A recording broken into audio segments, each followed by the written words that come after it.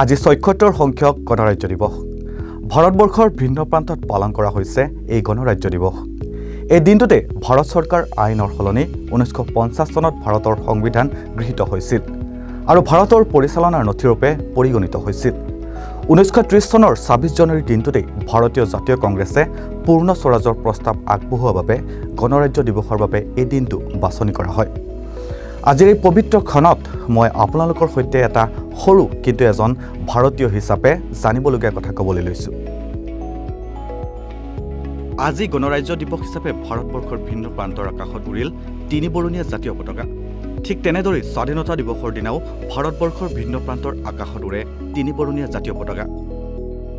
কিন্তু আপোনালোকে জানেনে যে ভাৰতবৰ্ষৰ স্বাধীনতা দিৱসৰ দিনটোত আৰু গণৰাজ্য দিৱসৰ দিনটোত জাতীয় পতাকা উত্তোলনৰ নিয়ম বেলেগ বেলেগ? হয়, আপোনালোকে ঠিকেই শুনিছে। ভাৰতবৰ্ষৰ স্বাধীনতা দিৱসৰ দিনটোত আৰু গণৰাজ্য দিৱসৰ দিনটোত জাতীয় পতাকা উত্তোলনৰ নিয়ম বেলেগ বেলেগ।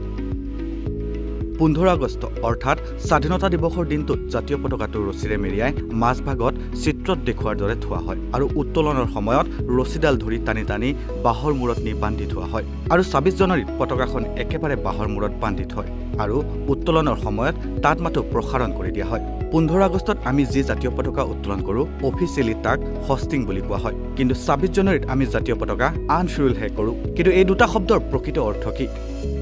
আহক গণৰাজ্য দিৱসৰ এই পবিত্ৰ ক্ষণত আমি হষ্টিং আৰু আনফুৰিলৰ পাৰ্থক্য কি জানি লওঁ।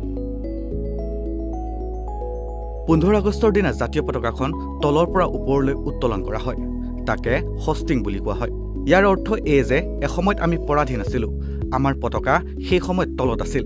ইংৰাজৰ দাসত্বৰ পৰা মুক্ত হৈ আমি স্বাধীন হৈছোঁ, সেয়ে আমাৰ পতাকা তলৰ পৰা ওপৰলৈ উঠিল।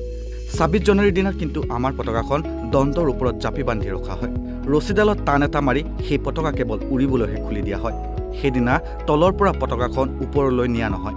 এই প্ৰক্ৰিয়াক আনফুৰিল বুলি কোৱা হয়। ইয়াৰ অৰ্থ এই যে ভাৰতবৰ্ষ এখন সাৰ্বভৌম ৰাষ্ট্ৰ, আমাৰ পতাকা সদায় দণ্ডৰ ওপৰতেই। শেষত পুনৰবাৰ নৰ্থ ইষ্ট নাওৰ তৰফৰ পৰা আপোনালোকক আজিৰ এই পবিত্ৰ দিন অৰ্থাৎ গণৰাজ্য দিৱসৰ শুভেচ্ছা জনালোঁ। ধন্যবাদ।